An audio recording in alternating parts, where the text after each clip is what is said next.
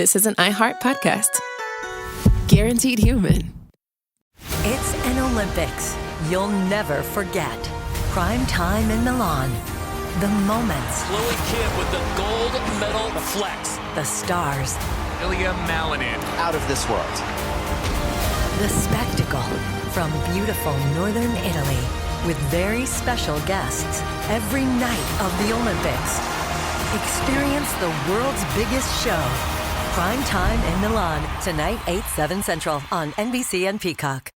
The big game commercials are basically must-see TV. This year, Elf Cosmetics went all out with an absurdly funny telenovela called Melissa. It stars Melissa McCarthy, Nicholas Gonzalez, Itati Cantoral, and Elf Glow Reviver Lip Oil. The Elf Glow Reviver Lip Oil is an ultra-glossy tinted lip oil that nourishes, hydrates, and enhances your lips' natural color. Watch the full episode of their new Elf novela on soyunbaño.com.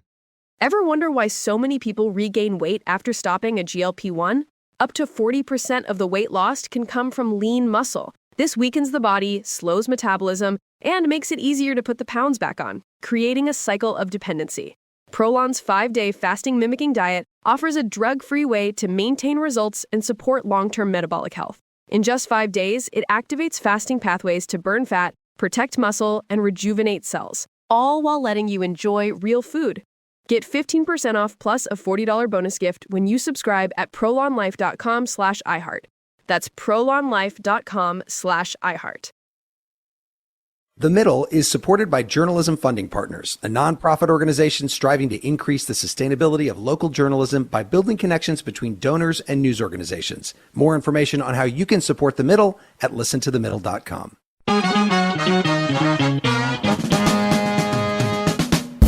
Welcome to The Middle. I'm Jeremy Hobson, along with our house DJ Tolliver. And Tolliver, some of my favorite shows that we do are the ones about cultural issues, not politics, but we may not be able to do that for a while because of the election, so you better enjoy this show while it lasts. Yeah, man, this is like our moment of zen, you know, our little yoga retreat before things get wet and wild, you know? Yes, a yoga retreat where we talk about death and dying. It's not the most zen topic, but we'll see.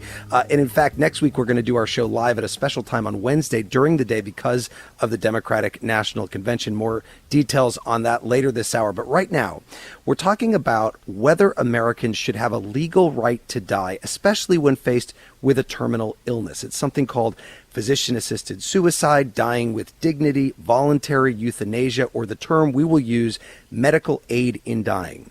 As it stands now, it is legal in 10 U.S. states and is currently being considered in more than a dozen other states.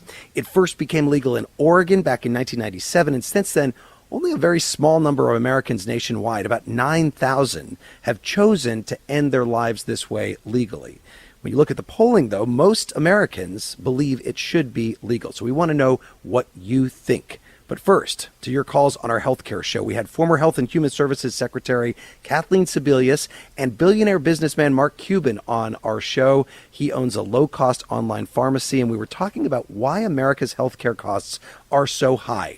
Here's what some of you had to say on our voicemail.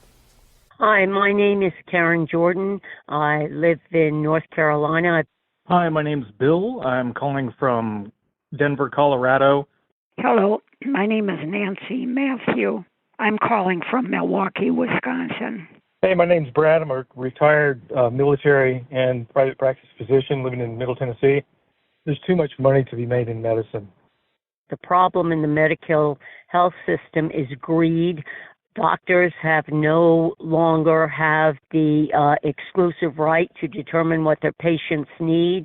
I believe the only thing that can be done about the high cost of healthcare is universal healthcare. I am damn mad about this American so-called health plan. We here in America are so bereft of people who genuinely care for our health. Well, thanks to everyone who called in, and you can hear that full show anytime because The Middle is available as a podcast in partnership with iHeart Podcasts on the iHeart app or wherever you listen to podcasts. So now to our topic this hour, medical aid in dying. Should there be a legal right to die in the United States? Tolliver, what is the number for people to call in? It's 8444-MIDDLE. That's 844-464-3353. Or write to us at listentothemiddle.com. Let's meet our panel. Alua Arthur is a death doula and founder of Going with Grace, an end-of-life planning organization. Her new book is called Briefly Perfectly Human. Alua Arthur, welcome to The Middle. I'm happy to be here. Thank you for having me. It's great to have you. And Rob Cribb is joining us as well, a reporter at the Toronto Star. He's the host of the Ultimate Choice podcast, which explores the political and ethical stakes behind Canada's debate on this issue. Rob, great to have you on the show as well. Good to be with you. Thanks for having me. Well, before we get to the phones, Rob, on your podcast, you follow a man in Canada who is considering how he wanted to die because of a terminal illness. Is there a difference in the debate in Canada and the United States over this issue of medical aid in dying?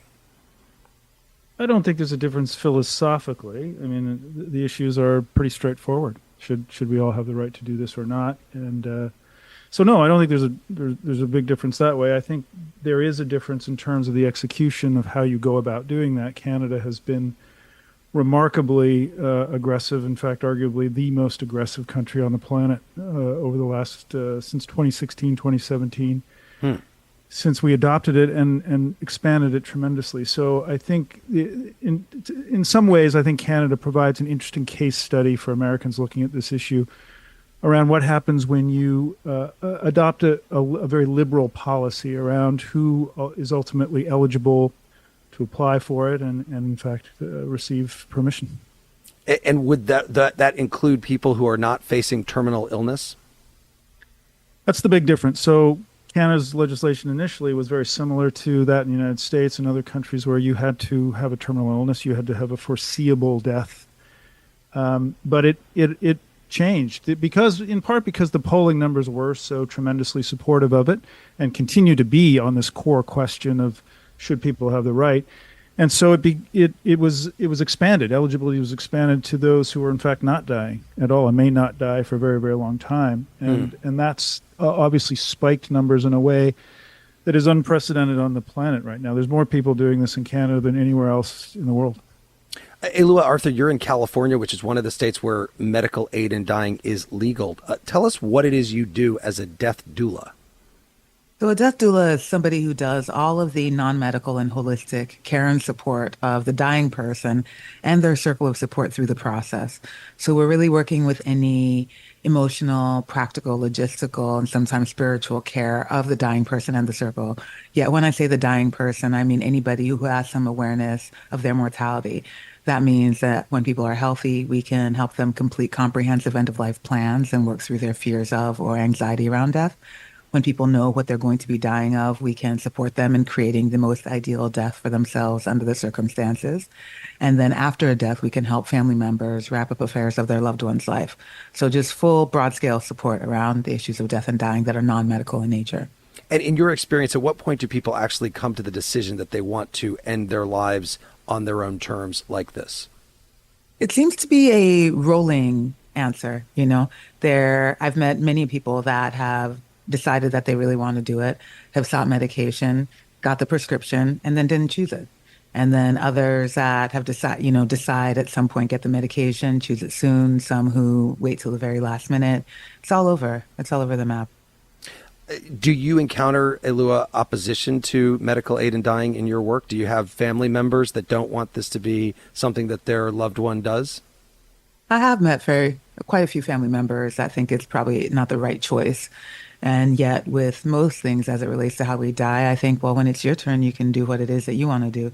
But for now, it's this person. And so let's allow them to continue their agency all the way into their death. A lot of calls coming through. Let's go to Mary, who's in Philadelphia. Mary, welcome to The Middle. Go ahead. What do you think about this? I think that we should have a national aid in dying law. We should always have had it. It has existed in the Scandinavian countries for quite some time, and I think it gives people dignity in their last days or months, especially if they are in pain. We give the dignity of a painless death to animals who are suffering. Why can we not give that dignity to human beings? Mary, thank you for that call. Rob Cribb, is that something that you have heard before? This is something that we do with animals when they're dying, dogs, cats, people's beloved animals. Why can't human beings have the same? 100%. Yeah, you hear that argument a lot. I mean, the counter argument is that we're not dogs and cats, that there might be a difference there in that argument. There's no question that there's tremendous populist support for this. It's very clear. The polling numbers in both our countries are very clear. But it depends a little bit on the question too, right? As all polling numbers do. So if you ask the most basic question, do you support a legislation that would allow individuals to choose that, I think you're going to get 70 to 80% who will say, yeah, sure.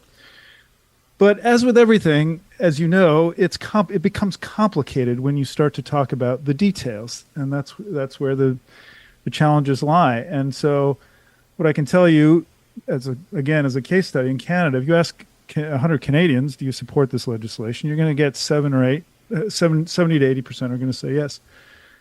But when Canada attempted to further expand eligibility to include, for example, those with mental health challenges, and this was a very, very vigorous debate here, that support plummets. You're down to 20 to 30% support for that. And we nearly had an alteration to our legislation just recently that would have expanded. The government was promising to, in fact, further expand to those with mental health. That's 1 in 4 people have some form of mental health challenge, right? Well, Alua Arthur, what do you think about that? Somebody that may have a mental health issue and decides that they want to go ahead with medical aid in dying, but maybe what they need to do is get past their mental health challenge, if that's possible. And maybe in the long term, they won't want to have medical aid in dying. I think part of the difficulty with that conversation is how we couch mental health challenges. I'm somebody who has suffered deeply from a clinical depression.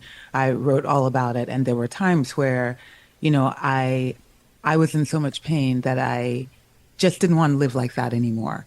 I didn't necessarily want to die, but I didn't want to keep living in pain, and there felt like there was no hope and there was no way getting out of it. And when I am with family members where their loved one has chosen to end their lives, there's often a lot of guilt, or there's such a stigma around it. Yet so often what I see are people that perhaps were in a tremendous amount of pain before, not in the way that we quantify it generally, and are no longer. It's a way out of this life, out of pain. And we say people are no longer suffering anymore when they die after, let's say, a long dance with cancer. And yet when people have suffered from multiple mental health challenges along their lives and they die, we don't also give them the grace to say, hey, they're no longer in pain. They're no longer suffering anymore. And I wish that we would. We're getting a lot of messages in online. Barbara in Nashville says, I may be mistaken, but at 65, I still do not believe in the God of the Bible that decides my final moments. Those who believe may do as they please. However, this is my life, and I should have the right to die when and how I see fit. Tolliver, one of the central figures in this debate was Dr. Jack Kevorkian, who was actually convicted of second-degree murder in 1999 and was often portrayed by the media as Dr. Death. Yeah, here's a clip from a 1992 interview between him and Barbara Walters about how he hoped he would be remembered long after his death. What do you say to people who say, Dr. Kevorkian, you are playing God? Well, so is a doctor who takes your heart from one body and puts it in another, isn't he? A doctor always plays God, even when he gives you a pill, because he's interfering with a natural process. Instead of being called Dr. Death, which does sound so very extreme and so very ghoulish. Yes. Isn't there something you would prefer being called? Well, I will one day. What do you think you will be called then? When society reaches the age of enlightenment, then they'll call me and other doctors Dr. Life. Jack Kevorkian died in 2011. And Tolliver, just while we have our podcast listeners here, I just want to say they got to hear you and your band play in last week's episode. If you missed last week's episode about Christianity and politics, you better go listen. You'll get to hear Tolliver and his band because, Tolliver, they don't get to hear you DJ on the podcast because we don't have the rights. It's only on the radio. Exactly. It's not every day you get a funk band with your news. So, get into it. So check that out. We'll be right back with more of The Middle. It's an Olympics you'll never forget. Prime time in Milan. The moments. Chloe Kim with the gold medal flex. The stars. Ilya Malinin. Out of this world. The spectacle from beautiful northern Italy with very special guests every night of the Olympics. Experience the world's biggest show. Prime time in Milan, tonight 8/7 Central on NBC and Peacock. Welcome to the A Building. I'm Hans Charles. I'm Menelik Lumumba. It's 1969. Malcolm X and Martin Luther King Jr. had both been assassinated, and Black America was at a breaking point. Rioting and protests broke out on an unprecedented scale. In Atlanta, Georgia, at Martin's alma mater, Morehouse College, the students had their own protest. It featured two prominent figures in Black history, Martin Luther King Sr. and a young student, Samuel L. Jackson. To be in what we really thought was a revolution. I mean, people were dying. 1968, the murder of Dr. King, which traumatized everyone. The FBI had a role in the murder of a Black Panther leader in Chicago. This story is about protest. It echoes in today's world far more than it should, and it will blow your mind. Listen to the A Building on the iHeartRadio app, Apple Podcasts, or wherever you get your podcasts. This is Ryder Strong, and I have a new podcast called The Red Weather. It was many and many a year ago in a kingdom by the sea. In 1995, my neighbor, Anna Trainer, disappeared from a commune. It was hard to wrap your head around. It was nature and trees and praying and drugs. So no, I am not your guru. And back then, I lied to my parents, I lied to police, I lied to everybody. There were years, Ryder, where I could not say your name. I've decided to go back to my hometown in Northern California, interview my friends, family, talk to police, journalists, whomever I can, to try to find out what actually happened. Isn't it a little bit weird that they obsess over hippies in the woods and not the obvious boyfriend? They have had this case for 30 years. I'll teach you sons of to come around here and my wife. Boom, boom. This is The Red Weather. Listen to The Red Weather on the iHeartRadio app, Apple Podcasts, or wherever you get your podcasts. This is The Middle. I'm Jeremy Hobson. If you're just tuning in, The Middle is a national call-in show. We're focused on elevating voices from the middle, geographically, politically, philosophically, or maybe you just want to meet in the middle. This hour, we're asking you, should there be a legal right to die in the United States? Tolliver, what is the number of people to call in? It's 8444-MIDDLE. That's 844-464-3353. Or you can write to us at listentothemiddle.com or on social media. I'm joined by author and death doula Alua Arthur and Rob Cribb, host of the Ultimate Choice podcast. And the phone lines are full. Let's get to Joan, who's in New Haven, Connecticut. Joan, go ahead. Welcome to The Middle. Hi, thank you. I'm speaking against medical-assisted suicide on behalf of a group called Progressives Against Medical-Assisted Suicide. This is not merely an issue of personal individual choice in a system where healthcare is biased against the poor, the elderly, the disabled, and other marginalized people. There is coercion at every level, financial, psychological, and personal. In the states where this is passed, they are also trying to expand the guidelines for who is eligible to non-terminally ill people. It's going slowly, but it's going to happen. And if you look at Canada, which somebody said is a case study, look at what's happened there. In a medical system that is geared toward this kind of discrimination, there is no room for this. And I really, really believe that progressives, people who are for social justice, need to stand against this and understand that it is against the common good. Joan, let me just ask you a quick follow-up question. What about people who are indeed terminally ill and say, I want a choice in how I die? What I just said is, unfortunately, I think, first of all, that people need to, the healthcare system needs to improve palliative and hospice care exponentially. That I believe that would reduce considerably the need for people to feel like they need to take this option. But the ultimate thing is, this is something that impacts everybody, and it's going to impact people who are marginalized in the way that I described, and for whom the medical system is extremely biased. It is going to impact them very, very seriously, and it's going to be it is a coercion. Okay. It is not a choice for those people. This is an issue of the common good. Okay, Joan, thank you very much for that. Rob Cribb, what about those arguments and what Joan brought up at the end there, which is that there is another alternative, which is, I guess, hospice care many people have at the end of their lives? Yeah, so this is one of the big concerns, I think, that has been raised in Canada, and it's part of the counter push against this. And it's just this, and this is, let me just say that the opposition to this is not strictly coming from the traditional circles that you'd assume. For sure, there are sanctity of life arguments from the sort of the religious right. There's no question about that. But I think it's naive to suggest that that is the sole source of the concern. So we spoke with lots of physicians and we spoke with lots of researchers on this point, and there's a lot of division around this, and there's a lot of doctors who will not do it. And one of the arguments is that and this very thing is happening in Canada, where there's been a number of examples of people who are living on the margins. So these are effectively poor people who are quite openly saying, I'm not dying, but I mean, if there's a law that can get me out of the horror that I live in, because the healthcare system is failing me, I can't get a decent place to live. Social assistance is a joke. My life is meaningless. If I can get out now legally with assistance, with the state assistance and my physician offering me this out, I'll take that. I just don't want to continue on. I'm not going to, I mean, it's not so that I think is where there's a tremendous amount of consternation. And so the argument is coming, why are we so aggressively pursuing this piece of public policy versus just fixing a healthcare and a social assistance system that would give meaning and an alternative viewpoint and vantage point for those who might be seeking it, who are living on the fringes of society. Let's go to Craig, who's in St. Martinville, Louisiana. Craig, welcome to the middle. What do you think?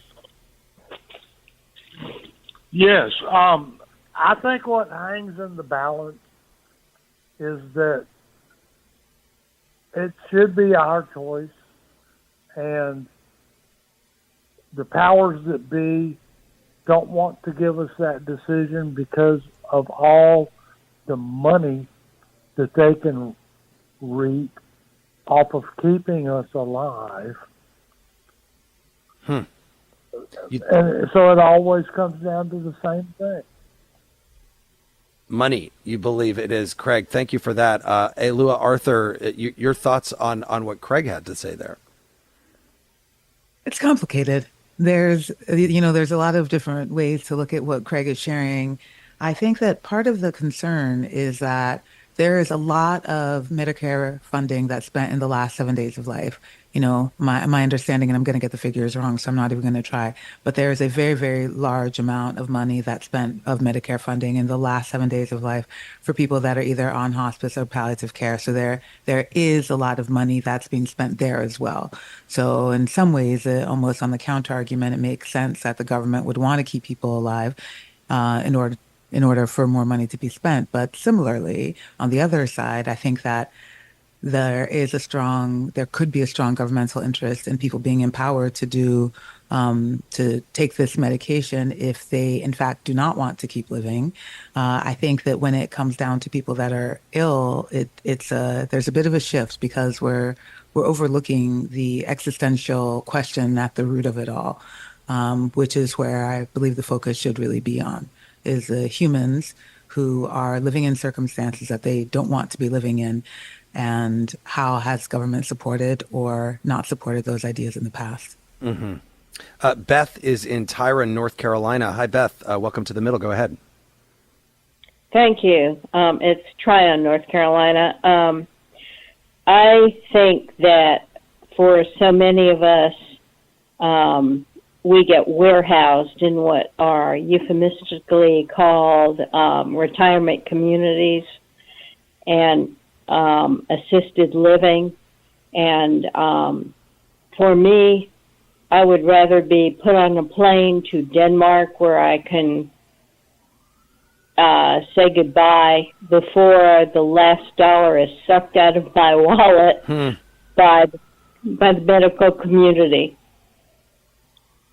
Is this something that you've given thought to for your own situation, Beth? Oh, I have done more than just given thought to it. I have made it very clear and put it into my legal paperwork that I am not to be kept alive at all, and hopefully, before I lose my mental faculties, that I can buy the plane ticket and take off with or without assistance. Beth, thank you very much for that. Rob Cribb, couple of things came up there. One is she's got it written down. Do a lot of people take the time to actually think about this well in advance of any terminal illness and say, this is what I want if I get to that stage? Yeah, it's increasing.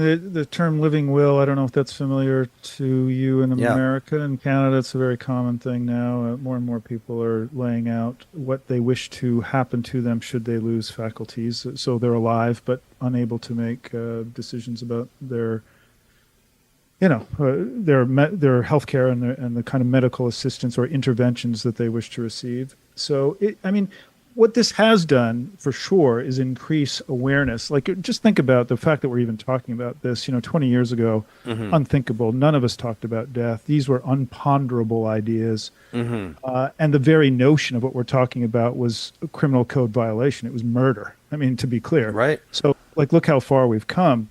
And so all of these sort of very taboo, unspoken conversations are happening. And so to some extent, what this legislation has done is made us talk about these things in a very open way. It's legal in many states in the United States and Canada, across this country. And so, I think there's no question that people are now in a position where they are thinking about what is the answer for them. They're articulating it to their loved ones. They're putting it in legal documents. And, to that extent, I think this is all very positive. Yeah, actually, we did a show months ago about legalization of marijuana in the United States, which started about 10 years ago in, I believe, Colorado and Washington State. And now almost half the states have legalized recreational marijuana. And if you look at back to the 1990s when it was not legal to have medical aid in dying, and now we're already talking about 10 states, Washington, D.C., that have legalized it. And Alua Arthur, there are about a dozen other states that are thinking about doing it right now. It's moving. The debate is moving very quickly on this. Thank God. I'm really grateful for it. And I think I just want to echo what Robert was saying earlier, which is that it's forced the issue. It's forced us to begin talking about our desires at the end of life. I think gratefully it's also created opportunities for people to think about what worked in the deaths that they've seen, their family members, what they want for themselves, what they wouldn't want for themselves, which allows people to approach the end of their lives with a lot more grace, a lot more openness, a lot more vulnerability, which I think as we die, we teach the people that are around us how to do it and how not to do it, thereby helping heal our relationship with death. And so just opening the conversation so people can talk about what they've seen, how they felt, what they would want for themselves, and then creating what would be ideal for them when they're dying, if that is choosing medical aid and dying or not, if it's legal, that in and of itself has tremendous value. Tolliver, a lot of people... go ahead, Rob. The fact that we have a job titled death doula, right? That's a remarkable thing. When did that job title come into existence? This is all very, very new and innovative. And thank God, because for sure, I can see this as being a rapidly expanding area of professionalism. There's no question about it. The numbers are certainly pointing that way. I feel like death doula is not a job that's going to be taken over by artificial intelligence anytime soon. I think you need some emotional intelligence to do a job like that. Tolliver, a lot of people writing in on listentothemiddle.com. Yes, so many people. Nikki in Charlotte says, the problem with the right to die is that it will become a duty to die for many people. I've already seen folks choose to forego potentially life-saving treatment because the copay or costs would break their family's finances.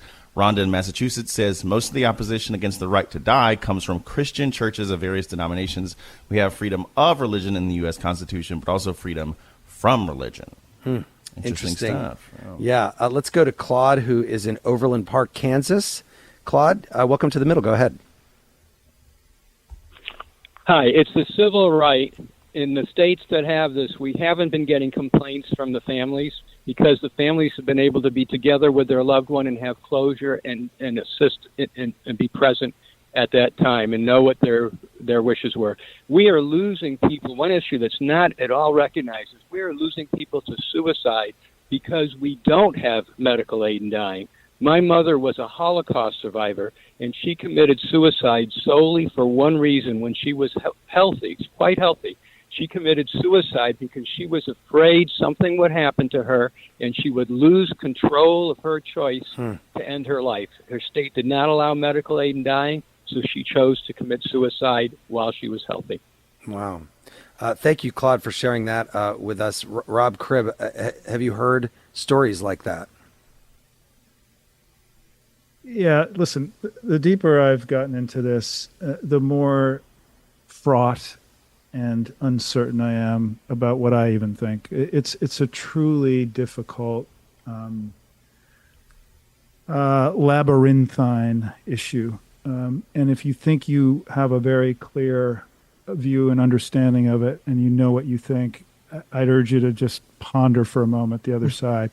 For every moment where I think I have a glint of clarity in my own mind about what I think, I'll talk to somebody else, or I'll see another case, and it's deeply gray, and it's impenetrable in terms of public policy, what the right thing to do is. So yes, I mean, of course I've heard that, and I've certainly heard many stories on the other side that would be just as compelling as what you just heard, arguing the exact opposite way. So, I mean, it really truly is one of the most fascinating contemporary public policy questions. Like, it's hard to think of anything that is more difficult to navigate. Like, I would never want to be a politician or a lawmaker trying to wrestle with this, because again, at the surface level, yeah, sure, you can craft something that is going to meet the desires and wishes of the populace who are answering a basic question. But once you scratch anywhere past that most basic level, it becomes a snake's nest. Well, and we don't hear politicians talking about it that much. It certainly hasn't come up in this presidential campaign, as far as I'm aware, and all the things that they talk about. Let's go to Dane, who's in Denver, Colorado. Dane, welcome to The Middle. What do you think about medical aid in dying? Thank you. I'm a home hospice nurse, so I have a bit of a perspective on death and dying. And I've had the privilege of one of my patients to want me to attend when he took the medications. And I found it to be quite a beautiful experience, family reminiscing, so forth. And I think it's about control for people who have terminal conditions, to be able to have some control over their life. Because in Colorado, there's fairly stringent guidelines for this. It's not, I can't speak to the other forms where it's for anyone of any age for whatever reason. But, I see that there are things worse than death, and people who are facing that should have some control. Dane, thank you. Alua Arthur, I imagine that there are very strict guidelines where this happens all over the place. Incredibly strict guidelines. At least in California, my understanding is that you have to make 2 requests orally. You have to talk to somebody and make 2 different requests for it. I can't remember what the time frame is between, and then you get the medications. There's guidelines about when you can take it, when it can be picked up, etc. And I want to echo what Dane was saying earlier, is that when I've been with folks, with families, with constellations of care, when their person is choosing medical aid and dying, the amount of agency and the ability to create an end that honors the life in front of us is beautiful. We can ritualize that time between taking the anti-nausea medication and the ones that will eventually slow and stop breathing, where the person who's dying has a right to control what their last moments on earth will look like and feel like, and who's there, and the music that they're listening to, and what they're seeing, and what they're smelling, and what they tasted. One of my clients wanted his medicine mixed with pistachio ice cream because he loved it so much. And so and it was pistachio ice cream from a place where he had grown up, which was thousands of miles away. So somebody flew with it over, and we mixed it up. It was really beautiful. Tolliver, Oregon, as we said, was the first state to legalize medical aid in dying in the 90s, and the debate there set the tone for how the issue was viewed nationally. Yeah, and not everyone in Oregon was on board. Here's prominent Portland psychiatrist Greg Hamilton speaking out against the law when it finally went into effect in 1997. The people of Oregon have unleashed a terrible tragedy, not only on this state, but on other states in America, across America, and the world. It's entirely appropriate for the DEA to enforce federal laws requiring that Oregonians, as well as other Americans, use drugs to heal people and not to kill them. Well, that was in the 90s, and as we've said, a lot has changed since then across the entire country. Tolliver, just briefly, for people who are listening to this right now and they wonder, what can I do to help the middle? You can rate us. What can you rate us on the podcast platforms, Tolliver? 5 stars, just like Yelp. You're rating a restaurant, give us 5 stars. 5 stars. Everywhere you can, okay? We'll be right back with more of The Middle. It's an Olympics you'll never forget. Prime time in Milan. The moments. Chloe Kidd with the gold medal flex. The stars. Ilya Malinin. Out of this world. The spectacle from beautiful northern Italy with very special guests every night of the Olympics. Experience the world's biggest show. Prime time in Milan. Tonight, 8/7 Central on NBC and Peacock. Welcome to the A Building. I'm Hans Charles. I'm Menelik Lumumba. It's 1969. Malcolm X and Martin Luther King Jr. had both been assassinated, and Black America was at a breaking point. Rioting and protests broke out on an unprecedented scale. In Atlanta, Georgia, at Martin's alma mater, Morehouse College, the students had their own protest. It featured 2 prominent figures in Black history, Martin Luther King Sr. and a young student, Samuel L. Jackson. To be in what we really thought was a revolution. I mean, people were dying. 1968, the murder of Dr. King, which traumatized everyone. The FBI had a role in the murder of a Black Panther leader in Chicago. This story is about protest. It echoes in today's world far more than it should, and it will blow your mind. Listen to the A Building on the iHeartRadio app, Apple Podcasts, or wherever you get your podcasts. This is Ryder Strong, and I have a new podcast called The Red Weather. It was many and many a year ago in a kingdom by the sea. In 1995, my neighbor, Anna Trainer, disappeared from a commune. It was hard to wrap your head around. It was nature and trees and praying and drugs. So no, I am not your guru. And back then, I lied to my parents, I lied to police, I lied to everybody. There were years, Ryder, where I could not say your name. I've decided to go back to my hometown in Northern California, interview my friends, family, talk to police, journalists, whomever I can, to try to find out what actually happened. Isn't it a little bit weird that they obsess over hippies in the woods and not the obvious boyfriend? They have had this case for 30 years. I'll teach you sons of to come around here and my wife. Boom, boom. This is The Red Weather. Listen to The Red Weather on the iHeartRadio app, Apple Podcasts, or wherever you get your podcasts. This is The Middle. I'm Jeremy Hobson. This hour, we're asking you, should there be a legal right to die in the United States? You can call us at 844-4MIDDLE. That's 844-464-3353. I'm joined by Rob Cribb, host of the Ultimate Choice podcast, and author and death doula, Alua Arthur. Let's get right back to the phones because a lot of calls are coming in. Bill is in Saddlebrook, Arizona. Bill, welcome to The Middle. What do you think? Well, I'm an advocate for medicating dying. I'm familiar with the need for it. My wife passed away a year and a half ago needing it, which, of course, was impossible in Arizona. Some of the arguments say palliative care and hospice is sufficient. She was on both.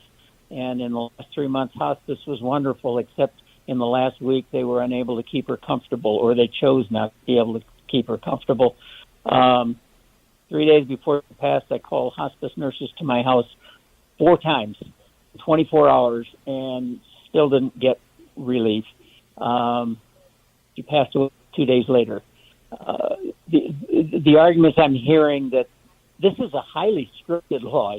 You have to have 2 doctors. You have to ask twice. You have to be able to do it yourself.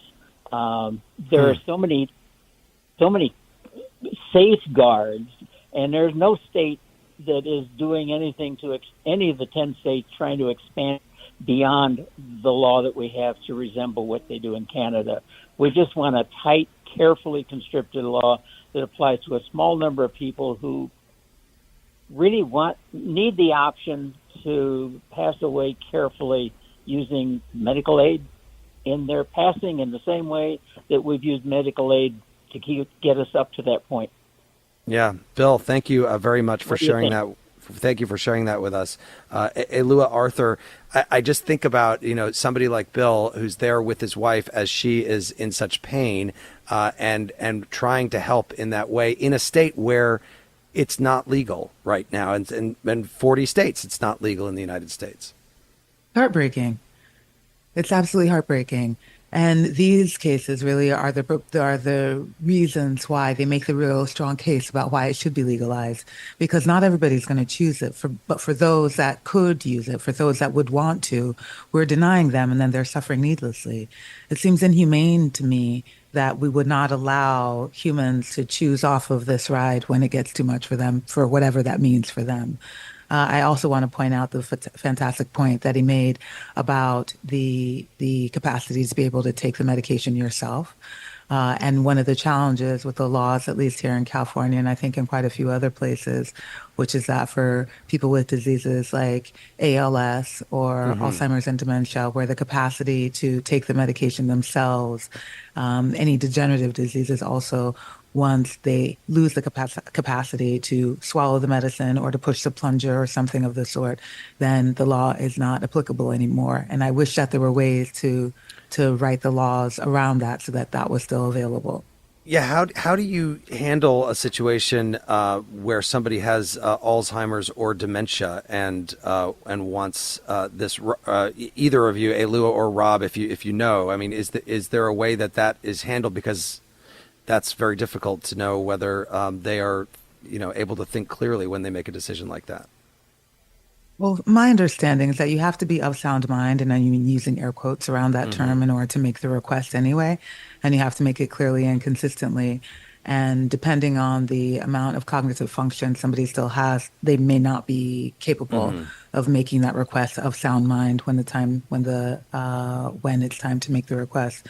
Additionally, when folks still do have the capacity generally to speak very clearly and are still of sound mind to make that request, they don't meet the requirements of the law, and that they're not in that 6-month window. Yeah. Let's go to Jesse, who's in Rochester, Michigan. Jesse, welcome to The Middle. Go ahead. Yes, I have a daughter who's 15 that has significant physical and mental disability. And to be honest, as somebody in the disability community and knows a lot of families, I find this frightening. I mean, we have been with doctors. They do have the power over life and death, even now in the hospital. And a lot of it for the disabled comes from lethal neglect. Or like we went to for heart surgery, they decided her type of chromosome abnormality, they wouldn't do it. They want to send us to an ethics board. We tried to get a BiPAP, which tons of people have a CPAP or BiPAP, and they said no one does that for kids like yours. And what I'm saying, I guess when I hear all this, I go, well, doctors are already doing this, and it's just applied to the disabled. So, like when I go into a doctor, the first thing I say, new doctor with my 15-year-old daughter and myself, I tell them starvation is not a medical treatment. Overdosing my daughter is not a medical treatment, and death is not a cure. And what we're already fighting are doctors that are not good with complex care because they are just letting people go already.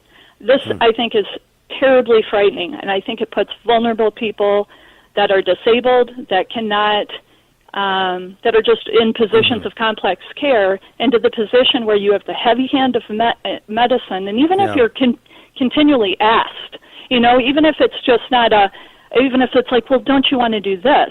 I mean, a lot of people equate suffering with disability.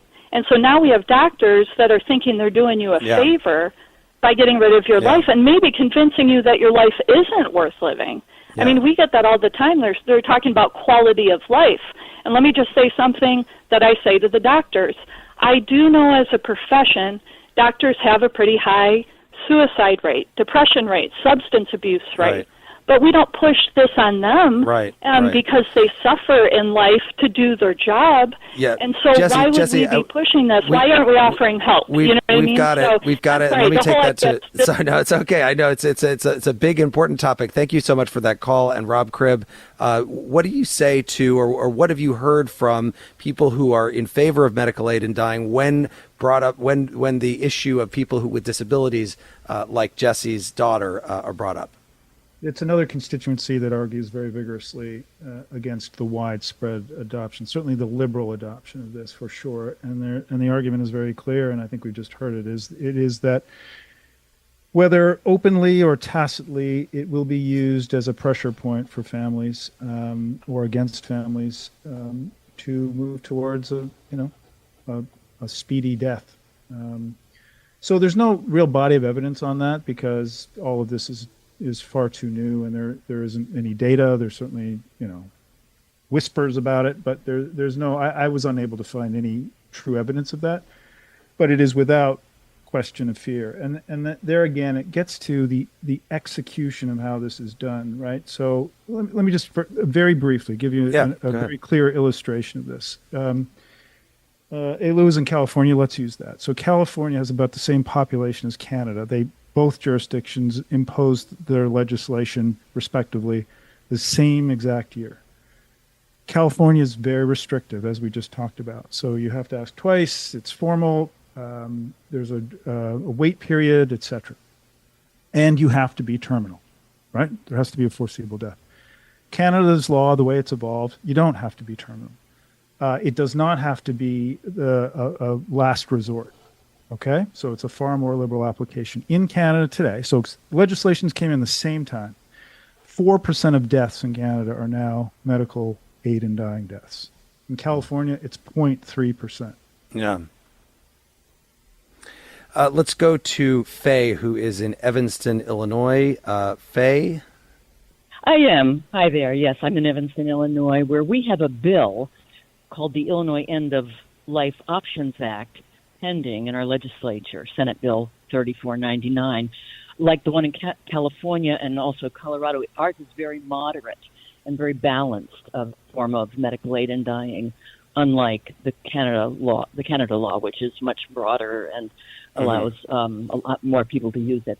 Like 10 other states in the United States and the District of Columbia, the Illinois End of Life Options Act would make this option available only to terminally ill adults who are mentally capable of making this choice.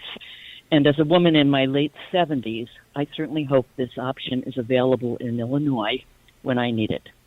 Great. Faye, thank you very much for that call. And I'm going to go to Susan, who's in Caldwell, Idaho. Susan, go ahead.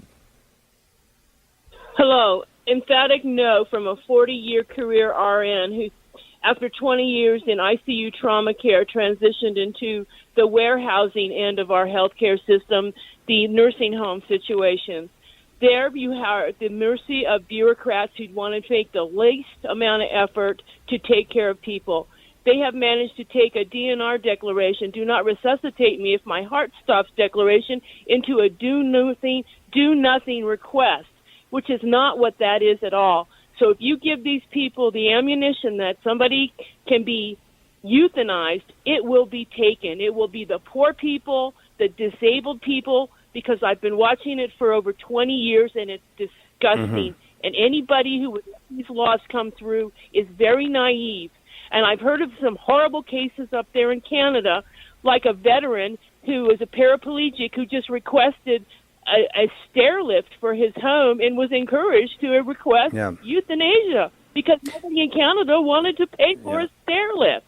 Susan, thank you for that. Alua Arthur, we've now heard from a number of callers who have either said there's a monetary incentive for people to want to push people into medical aid and dying. This is Susan, such as a registered nurse, and says that there's an incentive for doctors. What about that argument? What do you say to that?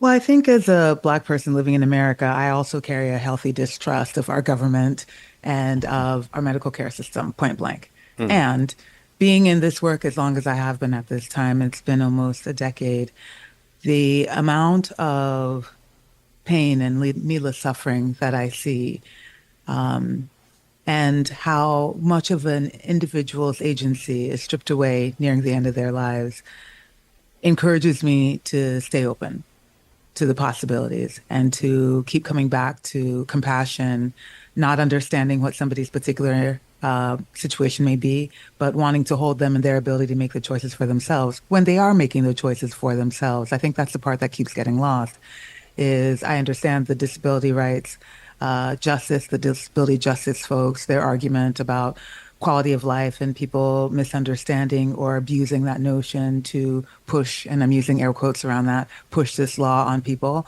And yet I also see how a lot of people sometimes suffer in ways that they don't have to because of religious disability rights, the theories around medical aid in dying that can be destructive. Tolliver, more comments coming in on listentothemiddle.com. Absolutely. Cindy in Texas says death is inevitable. Suffering should be optional. Joanna in Kansas City says, my grandmother was in a nursing home with dementia for over it was so difficult to watch her suffer. Listening to her say that she wanted to die, she should have been granted her wishes to die when she wanted to do so. So, interesting. You can weigh in at listentothemiddle.com or 844-4-MIDDLE. Let's get to another call. And Roger, who is in Falmouth, Massachusetts. Roger, welcome to the middle. Go ahead. Well, thank you. I'm a retired doctor. I've been retired for 10 years, and because of my experiences working with end-of-life care, taking care of people on hospice, giving palliative sedation to those that we couldn't get their pain under control, having watched my mother die a horrible death from pancreatic cancer while she was on hospice, and being a member of the disability community, I've been working for medical aid in dying. And you're really talking about two separate issues here. You're talking about Canada, which has one set of rules and regulations, as Rob has said, and the United States, where things are much stricter. And so when you talk about people being, encouraged to use medical aid in dying, that doesn't happen in this country because it's illegal. You cannot legally do that.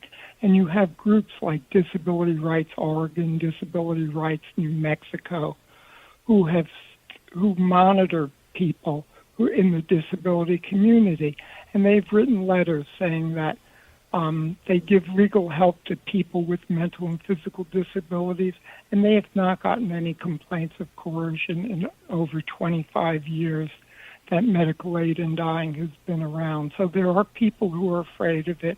I understand their fear, but the reality is what is happening is not equal to the fears. Mm-hmm. It's that you can look at it, you can take care of it. And I counsel people at the end of life in Massachusetts, and I've helped some people go to states where medical aid in dying is authorized, and counsel them on how to do it. And it's really one of those things that people are suffering. And it's an individual, to my mind, it's an individual right to be able to make that decision at this personal time at our death. Great. Roger, thank you very much for that. Rob Cribb, as you reported out the Ultimate Choice podcast, and as you've been following this issue, I'm sure that you've heard so many personal stories just like that one there, and people talking about relatives who've had a very painful time at the end of their life.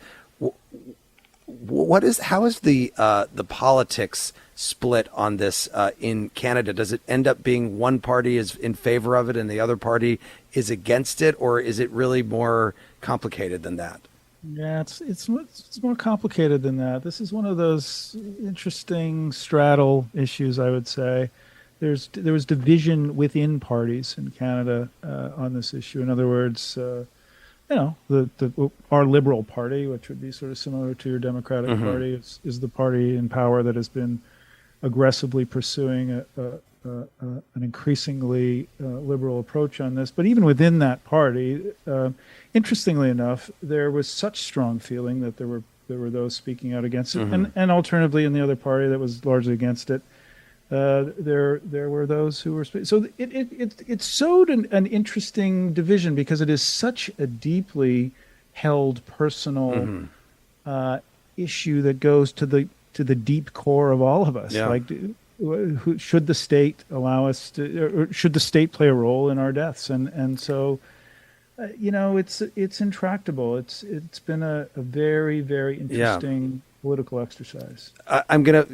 Amazingly, the hour has almost come to a close, but Alua, let me go back to you just finally. If there are people listening to this and saying to themselves, I've never really thought about this, but should I be thinking about this? Should I be having a conversation about this? Just briefly, what would you tell them they should be doing in terms of a conversation about medical aid and dying at this point? Start talking to the people in your life that you care about your decisions at the end of life. Start talking about your desires for life support or lack thereof, who you want to make your decisions for you if you can't, what your views are, what your values are, mostly, because that will uncover some of the roots of the issue, and then it could create some clarity too. And also, secondarily, I'd say, let's try to avoid making judgments about what other people should do with their lives until we're in that situation ourselves. That is death doula and founder of Going with Grace, Alua Arthur. Her book is called Briefly Perfectly Human. We've also been speaking with Rob Cribb, host of the Ultimate Choice podcast. Thank you so much to both of you for joining us. Thank you. Grateful to you. Thanks. And Tolliver, next week we're going to be bringing you a special edition of The Middle on Wednesday instead of Thursday during the Democratic Convention and during the day on many stations. We'll have former CNN political correspondent Candy Crowley and Charlie Sykes, the former editor-in-chief of The Bulwark, on the panel, and we'll be asking you how you feel about your choices this election. Yeah, man, we'll see how my late night musical vampire vibes play during the day. We'll see. You can call in at 8444-MIDDLE. That's 844-464-3353. Or reach out at listentothemiddle.com. The Middle is brought to you by Long Nook Media, distributed by Illinois Public Media in Urbana, Illinois, and produced by Joanne Jennings, Harrison Patino, Danny Alexander, and John Barth. Our intern is Annika Deschler. Our technical director is Jason Croft. Thanks to the more than 410 public radio stations making it possible for people across the country to listen to The Middle. I'm Jeremy Hobson. Talk to you next week. Over the last couple years, didn't we learn that the folding chair was invented by Black people because of what happened in Alabama? The Montgomery Brawl. This Black History Month, the podcast Selective Ignorance with Mandy B unpacks Black history and culture with comedy, clarity, and conversations that shake the status quo. The Crown Act in New York was signed in July of 2019, and that is a bill that was passed to prohibit discrimination based on hairstyles associated with race. To hear this and more, listen to Selective Ignorance with Mandy B from the Black Effect Podcast Network on the iHeartRadio app, Apple Podcasts, or wherever you get your podcasts. 1969. Malcolm and Martin are gone. America is in crisis. And at Morehouse College, the students make their move. These students, including a young Samuel L. Jackson, locked up the members of the Board of Trustees, including Martin Luther King Sr. It's the true story of protest and rebellion in Black American history that you'll never forget. I'm Hans Charles. I'm Menelik Lumumba. Listen to The A Building on the iHeartRadio app, Apple Podcasts, or wherever you get your podcasts. 14 years in prison for killing a young woman. A 15-year sentence for a crash that caused 3 deaths. 12 and a half years for killing a child and critically injuring her mother. All true stories, all caused by marijuana-impaired drivers. No matter what you tell yourself, if you feel different, you drive different. So, if you're high, just don't drive. Brought to you by NHTSA and the Ad Council. This is an iHeart podcast. Guaranteed Human.